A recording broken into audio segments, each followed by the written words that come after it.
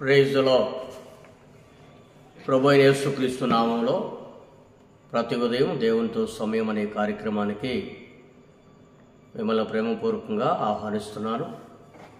దేవుని బిడ్డలారా, యేసుక్రీస్తు నామములు మీ అందరికీ నా హృదయపూర్వక వందనాలు తెలియజేస్తున్నాను.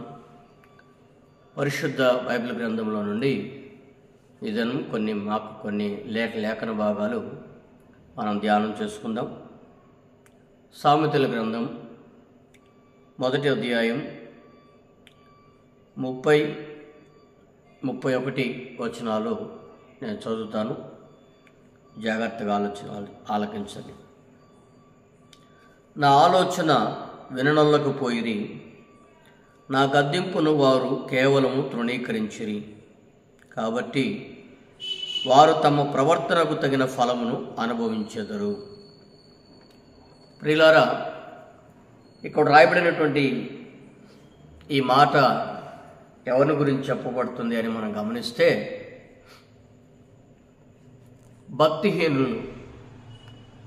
భక్తిహీనుల గురించి సొలొమోను భక్తుడు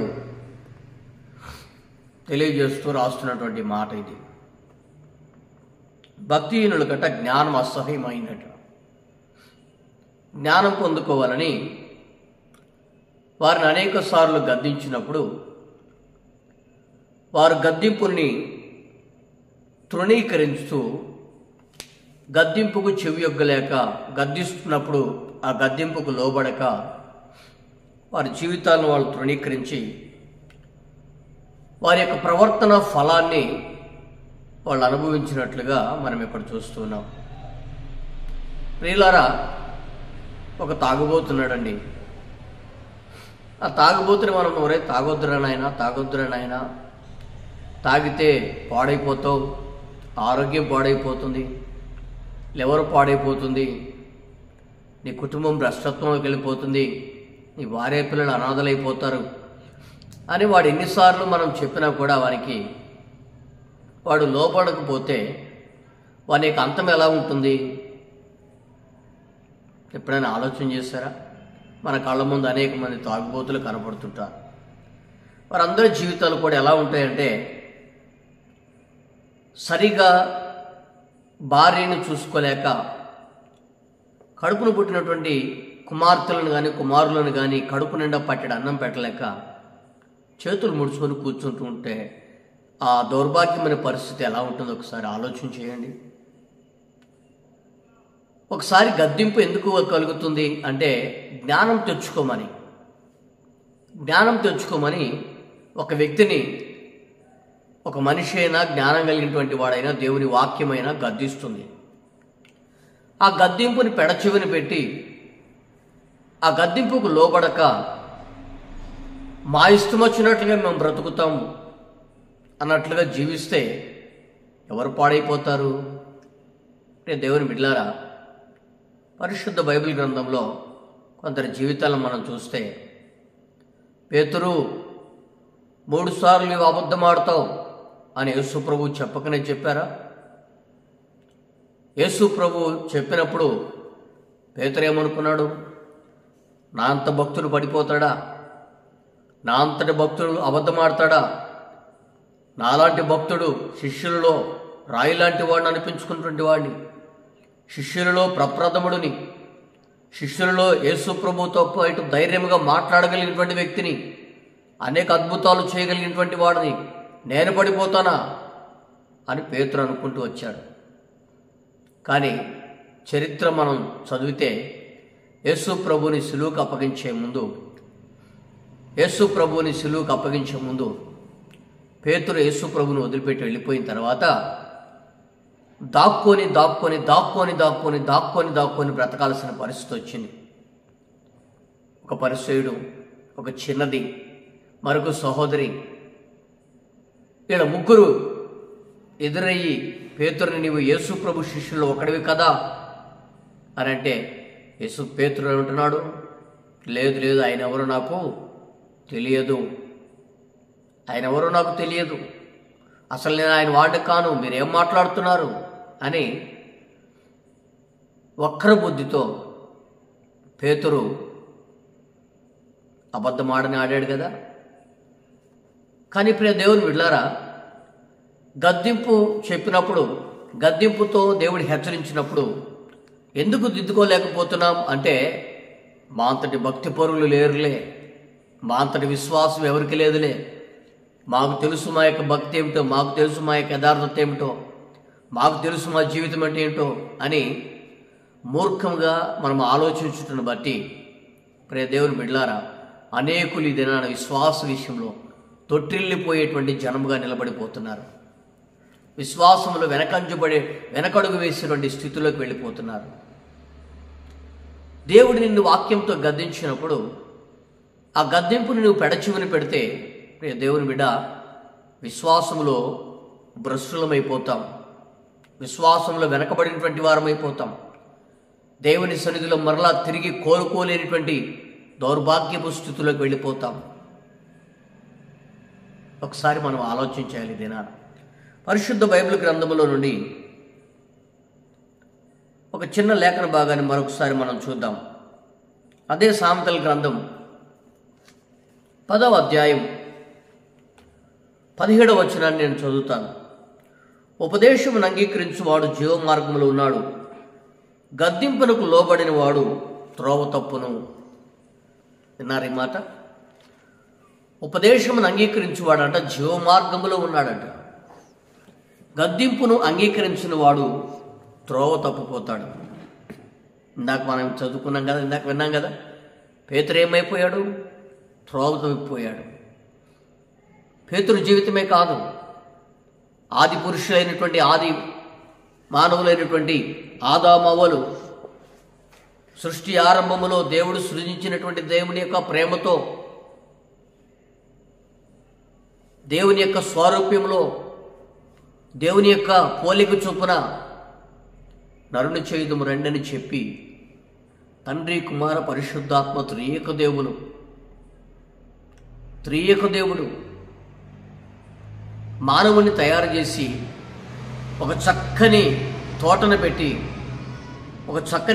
పెట్టి ఆ తోటలో అన్ని పండ్లు, మానవునికి కావలసినటువంటి సమస్తమును కూడా సమకూర్చిపెట్టి వానికి మహిమ వస్త్రాలు తొడిగి దేవుడు వారితో చెప్పినటువంటి మాట ఏమిటి? మీరు ఈ తోటలో ఉన్నటువంటి వృక్ష ఫలములన్నీ తినండి, కానీ మంచి చెడ్డల తెలివినిచ్చే ఆ వృక్ష ఫలం మాత్రం మీరు తినవద్దు అని ఖండితంగా వారికి ఆజ్ఞాపించాడు దేవుడు. కానీ ప్రియ దేవుని బిడ్డలారా, ఆదాము చేసుకున్నటువంటి భార్య అవ్వ దేవుడే కలిగి చేశాడు. కానీ అవ్వ దేవుని మాట వినిందా? వినలేదు. ఏమైపోయింది? ఏదైతే పండు తినొద్దన్నాడో దేవుడు, ఆ మంచి చెడ్డలిచ్చు తెలివినిచ్చి ఆ వృక్ష ఫలాన్ని తిని తన యొక్క దైవికత్వాన్ని పోగొట్టుకుంది. తన దైవికత్వాన్ని పోగొట్టుకోవడమే మాత్రమే కాక తన భర్త యొక్క దైవికత్వాన్ని కూడా పోగొట్టగలిగేటటువంటి ఒక దౌర్భాగ్యపు స్థితిలోకి వెళ్ళిపోయింది. ప్రియ దేవుని బిడ్డలారా, అప్పటి వరకు సంతోషముతో తోటలో ప్రతి వృక్ష ఫలాన్ని తింటూ ఆనందముతో గడుపుతున్నటువంటి వారి యొక్క జీవితం ఒక్కసారిగా కుదుపునకు లోనైపోయి, ఒక్కసారిగా శాపగ్రస్తపు అనుభవంలోకి వెళ్ళిపోయి, ప్రియ దేవుని బిడ్డలారా, వారిని బట్టి భూమి శపించబడింది, స్త్రీ శపించబడింది, పురుషుడు శపించబడ్డాడు, ప్రకృతి అంతయు శపించబడింది. ప్రియ దేవుని బిడ్డలారా, దేనికి శాపం? ఎందుకు వచ్చింది శాపం అంటే, దేవుడు గద్దించినప్పుడు ఆ గద్దింపుకు లోబడకపోతే ఏం జరుగుతుందట? శాపం తెచ్చుకుంటారు, త్రోవ తప్పిపోతారు. గద్దింపును విన్నప్పుడు జీవ మార్గంలో ఉంటారు, గద్దింపును వినప్పుడు త్రోవ తప్పిపోతారు. మహిమ వస్త్రాలతో ఉన్నటువంటి వారు ఒక్కసారిగా దిగంబరత్వం కనబడిపోయి, దిగంబరత్వం వాళ్ళని ఏలుబడి చేస్తుంటే ఒకరినొకరు చూసుకొని సిగ్గుపడాల్సినటువంటి దౌర్భాగ్య పరిస్థితులకు వెళ్ళిపోయారు. ఈ రోజున స్త్రీకి ప్రసవ వేదన కలగడానికి కారణం ఏమిటి? ఆ దినాన అవ్వ చేసినటువంటి ఒక ఘోరమైనటువంటి తప్పిదం. ఈ దినాన పురుషునికి శ్రమలు కలగడానికి కారణం ఏమిటి అంటే, ఆ దినాన దేవుని మాట వినక, దేవుని మాటకు లోబడక, దేవుని గద్దింపును గుర్తుపెట్టుకోక, దేవుని గద్దింపుకు లోబడక శాపగ్రస్తమైనటువంటి జీవితాన్ని కొని తెచ్చుకున్నారు వారు. అయితే ఈ రోజున మన జీవితంలో మనం తెలుసుకోవాల్సిన అంశం ఏంటంటే, దేవుడు మనల్ని గద్దించినప్పుడు అది నా మేలు కొరకే అని నీవు ఎంచి గద్దింపుని విని దేవుని వైపు తిరగగలిగితే, ప్రియ దేవుని బిడ్డ, దేవుని ఆశీర్వాదము, దేవుని ఐశ్వర్యము, మహోన్నతమైనటువంటి జీవితం, పరలోకపు సౌభాగ్యము అది నీదే అని నీవెప్పటికీ మర్చిపోవద్దు. గద్దింపుని విని తిరిగి దేవుని వాక్యమును అంగీకరించి రక్షణార్థమైనటువంటి మారు మనసును పొంది, బాప్తీసును పొంది, పరిశుద్ధాత్మను పొందుకోగలిగినట్లయితే పరలోకము నీదే అని ధైర్యంగా చెప్పగలుగుతాను ఈ దినము నేను. ప్రియ దేవుని బిడ్డ, నువ్వు ఒక్కసారి ఆలోచించాయి. నీ వ్యక్తిగత జీవితంలో దేవుడు నీతో మాట్లాడుతున్న మాట ఏమిటంటే, నీవు గద్దింపునకు లోబడాలి. గద్దింపునకు లోబడకపోతే నీ జీవితంలో త్రోవ తప్పిపోయే పరిస్థితి ఉంది. పేతురు ఎలాగైతే త్రోవ తప్పిపోయాడో, ఆదాము అవ్వలు ఎలాగైతే త్రోవ తప్పిపోయి శాపాన్ని తెచ్చుకున్నారో, ప్రియ దేవుని బిడ్డలారా, మన యొక్క వ్యక్తిగత జీవితాలు కూడా అలాంటి శాపానికి లోనవ్వాల్సినటువంటి పరిస్థితులు మనకు దాపురిస్తూ ఉంటాయి. అందుకనే అదే సామెతల గ్రంథం 3వ అధ్యాయం 11వ వచనం చూస్తే, నా కుమారుడా, యెహోవా శిక్షను తృణీకరింపవద్దు, ఆయన గద్దింపునకు విసుకోవద్దు అంటున్నాడు. యెహోవా శిక్షను నీవు తృణీకరించవద్దు, ఆయన గద్దించినప్పుడు నీవు విసుక్కోవద్దు.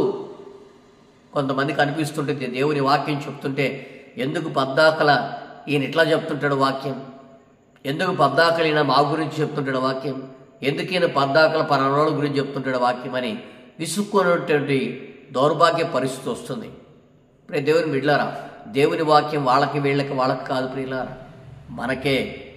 మనల్ని మనమే విమర్శించుకున్నట్లయితే ఆ దేవుని వాక్యం నిశ్చయం మనకే తగులుతుంది.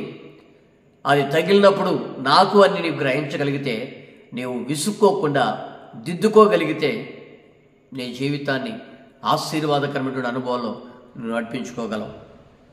మనం అందుకనే పరిశుద్ధ బైబిల్ గ్రంథములు మనం చదివినట్లయితే, తీతుకు రాసినటువంటి పత్రిక 1వ అధ్యాయం 14వ వచనంలో చూసినట్లయితే, విశ్వాసమునకు స్వస్థత కొరకు గద్దింపు కలిగేటట్లుగా దేవుడి కార్యం చేస్తున్నాడట. చదువుదాం ఆ మాట. తీతుకు రాసినటువంటి 1వ పత్రిక 14వ అధ్యాయం 1వ అధ్యాయం 14వ వచనం నేను చదువుతాను, మీరు వినండి. ఈ సాక్ష్యం నిజమే. ఈ హేతువు చేత వారు యూదుల కల్పనా కథలను సత్యము నుండి తొలగిపోవునట్టి మనుషుల కట్టడలను లక్ష్యపెట్టక విశ్వాసమందు స్వస్థులకు నిమిత్తము వారిని కఠినముగా గద్దింపుము. విశ్వాసమునందు స్వస్థులకు నిమిత్తం అంటే వారి విశ్వాసము బాగుపడు నిమిత్తము వారిని కఠినముగా గద్దింపుము. ఎందుకో తెలుసా? వారి విశ్వాసము వలన వారి లోకపు కల్పనా కథల వైపు మళ్ళకుండా వారి విశ్వాసం క్రీస్తు యేసులోని స్థిరముగా ఉండినట్లుగా, వారి విశ్వాసము బాగుపడినట్లుగా, స్వస్థులగునట్లుగా అంటే బాగుపడినట్లుగా. నీ విశ్వాసం బాగుపడాలంటే, స్వస్థపరచబడాలంటే నీవు దేవుని గద్దింపు వినాలి. దేవుని గద్దింపు వింటే ఆ గద్దింపు ద్వారా నీకు ఆశీర్వాదం కలుగుతుంది. ప్రియ దేవుని బిడ్డలారా, యేసు ప్రభు వారు బల్ల దగ్గర కూర్చొని ఉన్నారు. శిష్యులందరూ ఎదురుగా ఉన్నారు. ఆయన ఇప్పుడు ఒక మాట అన్నాడు, మీలో నన్ను అప్పగించు వాని హస్తం ఈ బల్ల మీదనే ఉందని.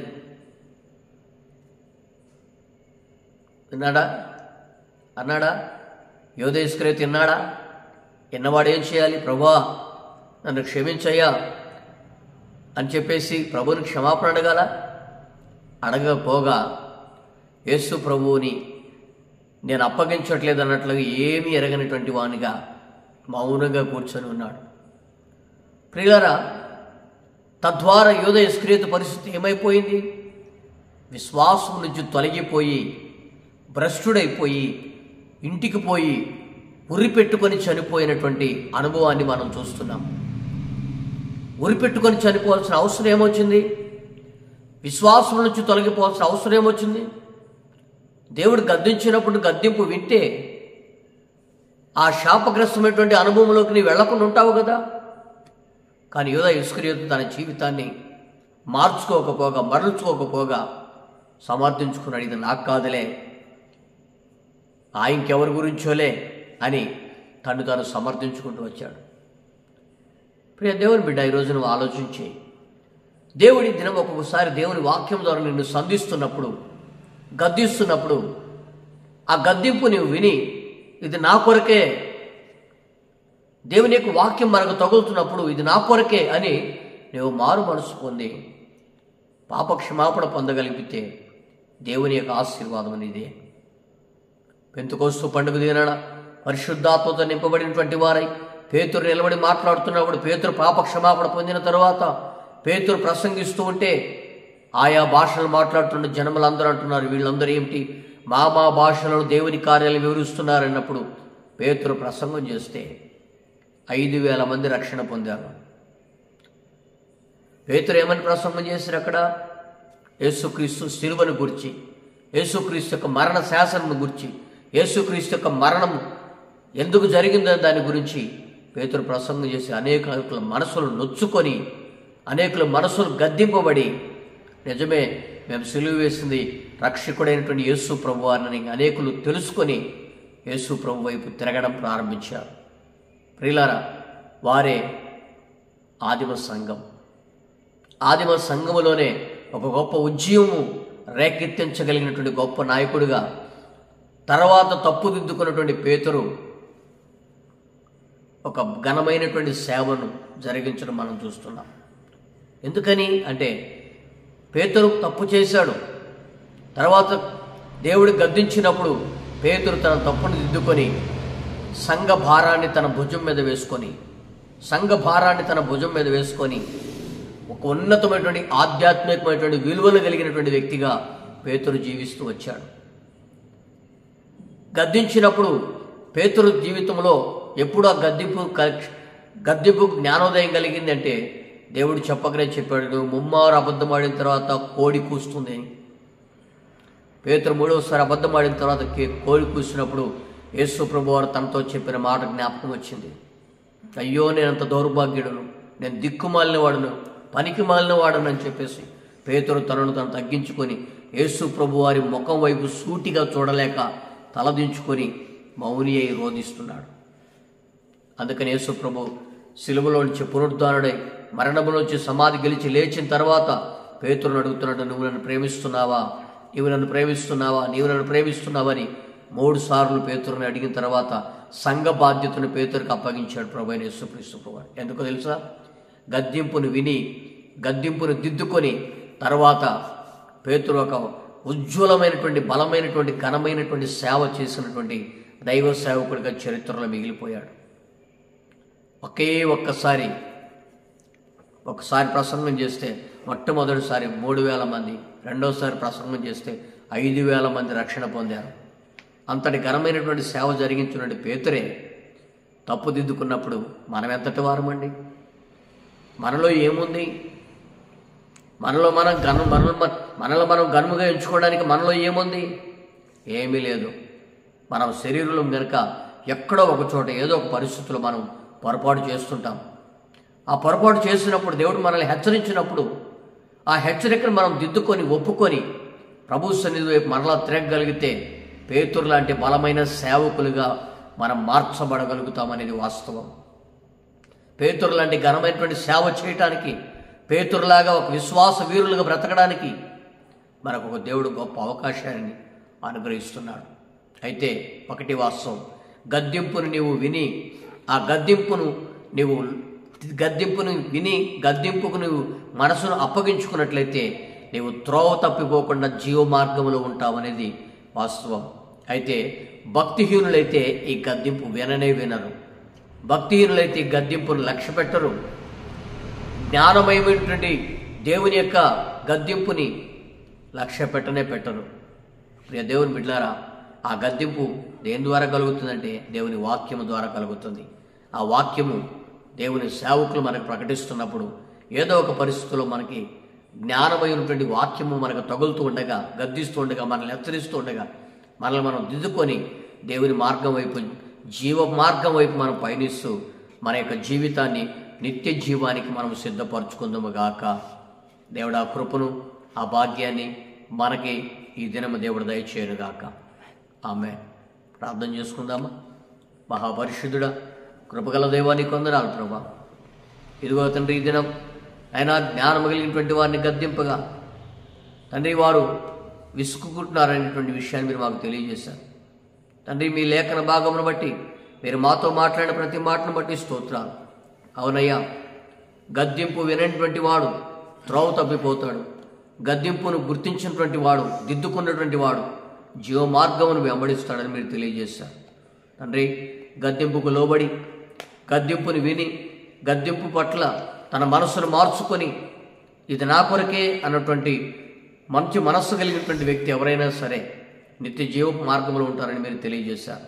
ఆనాడు పౌలు దారి తప్పిపోయి, పేతురు దారి తప్పిపోయినాడు తండ్రి. మరి పేతురుని మారాలా మీరు మీ విశ్వాసం ప్రయాణములకు నడిపించుకొని మనసు మార్చుకున్నటువంటి పేతురు జీవితాన్ని ఫలప్రదముగా మార్చారు. ఆదావలు గద్దింపుని వెనుక భ్రష్టత్వాన్ని కొని తెచ్చుకున్నారు. వారి వల్లే మేము ఉండకుండా నైనా మరి మీ మనసు మార్చుకున్నటువంటి మీ బలమైన నాయకుడైనటువంటి సేవకుడైనటువంటి పేతురు వలె మా జీవితాన్ని మార్చుకున్న శక్తిని మనం కోరుతున్నాం. దగ్గర తండ్రి, మీ కనికరముల హస్తం ఈ దినం మా మీద ఉంచి, మీ సన్నిధిని మాతో ఉంచి, గద్దింపుకు మేము లోబడి మీ నిత్య జీవ మార్గం మేము గట్టిగా పట్టుకొని మీ ఉన్నతమైన అనుభవాలు నడిపించబట్టుకు మాకు సహాయం దయచేయమని, మహిమ, ఘనత, ప్రభావాలు మీ ద్వారా మాకు కలిగినట్లుగా సహాయం దయచేయమని యేసు నామమున అడిగి వేడుకొనుచున్నాం తండ్రి. ఆమేన్. మంచిది ప్రియులారా, ప్రభువైన యేసుక్రీస్తు నామములో మీ అందరికీ నా హృదయపూర్వకమైన వందనాలు తెలియజేస్తున్నాను. మరి యొక్క వాక్యాన్ని మీరు వినండి, అనేకులకు షేర్ చేయండి. తద్వారా మా పరిచయను ప్రోత్సహించండి. మరి మీ ప్రార్థన అవసరతలు ఏమైనా ఉంటే స్క్రీన్ మీద కనపడుతున్నటువంటి మా ఫోన్ నెంబర్లకు మరి మీ యొక్క ప్రార్థన అవసరతలు తెలియచేయగలరని ప్రేమతో విన్నవించుకుంటున్నాను. సెలవు తీసుకుందాం.